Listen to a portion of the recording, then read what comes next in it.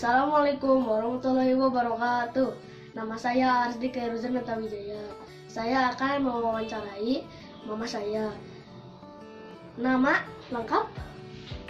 Reti Isnandes, tapi suka dipanggil juga Ci Reti Isnandes. Jenis kelamin? Perempuan. Pendidikan? S3 dari Universitas Pendidikan Indonesia. Langsung saja ke pertanyaan pertama. Apa pekerjaan mama dan bergerak di bidang apa? Pekerjaan saya adalah dosen, pegawai negeri sipil, dan bergerak di bidang pendidikan. Yang kedua, jelaskan kegiatan rutin yang mama lakukan di tempat bekerja. Ya, mengajar, membeli kuliah, meneliti, dan mengabdi. Jadi ada kegiatan 3 kalau di universitas itu: pendidikan, penelitian, dan pengabdian. Nomor 3, apakah manfaat pekerjaan mama untuk keluarga dan masyarakat? Karena pendidik, saya kira hubungannya dengan jasa, ya. Jadi jasa dalam bidang pendidikan, bagaimana mendidik generasi muda, terutama di bidang yang saya tekuni, yaitu sastra dan budaya Sunda. Nomor 4, setelah diberlakukan pembatasan sosial atau social distancing oleh pemerintah, apakah berpengaruh terhadap pekerjaan mama? Sangat Apa berpengaruh. pengaruhnya? Sangat berpengaruh. Pertama, karena kita dibatasi, otomatis segala pekerjaan dibawa ke rumah dan belajar, memberi kuliah, memandu, mengkoordinir dari online. Sebagaimana tugas-tugas adang yang juga online, dan itu merupakan tugas tambahan bagi saya yang rumit juga begitu, ya, antara memandu mahasiswa dan memandu anak berbelajar di rumah. Nomor 5, jenis kegiatan seperti apa yang mama lakukan untuk tetap bekerja dari rumah menggantikan kegiatan rutin di tempat kerja? Ya, yang pertama harus melakukan absensi melalui online, ya. Kedua, masuk ke Google Classroom, karena saya menggunakan Google Classroom untuk memandu mahasiswa saya. Asalnya akan menggunakan Zoom, tapi ternyata Zoom agak riskan juga dalam pencurian data. Jadi saya lebih aman menggunakan email, Google Classroom, dan WA. Demikian. Mama, sekarang kita dalam kondisi sulit menghadapi corona. Menurut mama, corona berpengaruh pada kehidupan sosial dan ekonomi tidak? Bagaimana pengaruhnya? Iya, sangat berpengaruh, terutama mungkin bagi masyarakat yang bukan pegawai negeri sipil, ya.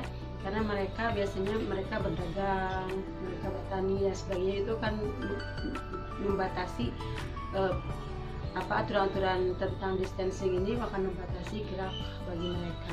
Bagi kita juga ibu rumah tangga sangat dibatasi, karena kita tidak bisa ke pasar, ke tukang warung dengan leluasa, dengan seenaknya setiap hari atau setiap pagi.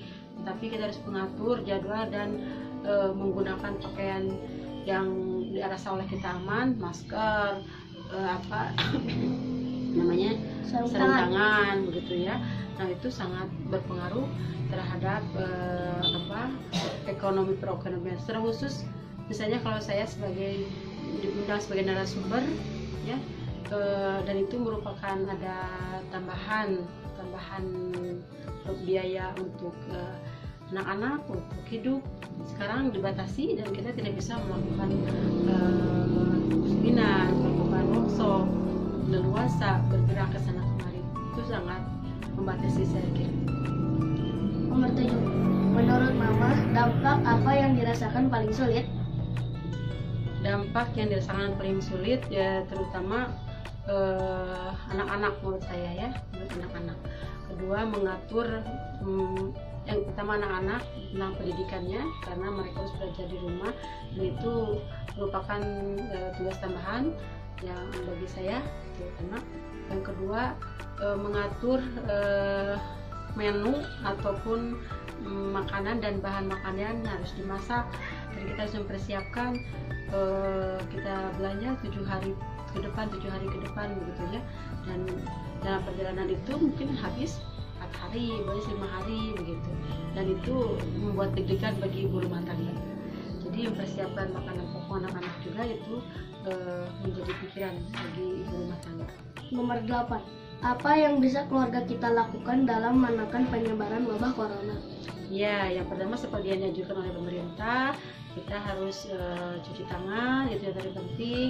Kemudian kita menjaga jarak dengan yang lain, gitu ya. Tidak bergaul dalam situasi sosial yang ramai. Kita menggunakan masker, karena masker dipandang oleh para ahli sangat efektif ya untuk tidak menyebarkan virus dari percikan-percikan ketika kita bicara pada orang lain ataupun ketika kita batuk.